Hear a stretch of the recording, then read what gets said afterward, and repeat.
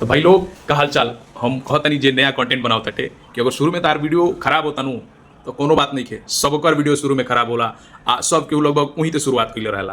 तो मत सोचल जी खाली तोहरे वीडियो होते होता टे, कोनो भी जे भी तार मार्गदर्शक हो या जेकरा के तू मानत हो बजे कि हिंकर वीडियो देख के हम अपना अपन चैनल बनिया या फिर हम आवे की कोशिश करिया ऑनलाइन प्लेटफॉर्म पे, तो एक बार हम कहम जे कि वो लोग वीडियो जाके देखिए, वो लोग भी शुरू में भी वहीं तो करत रहलो जे हम आ तू मतलब आज कर रहल बनी सन। तो में शर्मिला गरज नहीं है, ओपनली एकदम बढ़िया से आवलो बनावलो आ ओकरा के ऑब्जर्व कर लो कि हमार का गलती बा, कौन चीज गलती करते नहीं हम वीडियो में। अगर तू ए बार वो आदमी जे जे जे तार मार्गदर्शक बा, ए बार अगर परफेक्ट हो गेल बा, एगो अच्छा अर्निंग करता या फिर अच्छा प्लेटफॉर्म पे बाटे अच्छा करता, ओकरा अपना वीडियो से ओकरा से ही कंपेयर कर लो, क्यों एक जना से कंपेयर करके देख लो जी कि ओकरा में हमरा में का अंतर बाटे, इमे का हम इंप्रूवमेंट लिया सकत तनी।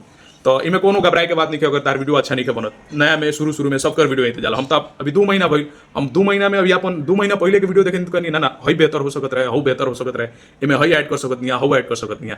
तो इंप्रूवमेंट धीरे धीरे आदमी आप खुद के इंप्रूव कर लिए एथी में।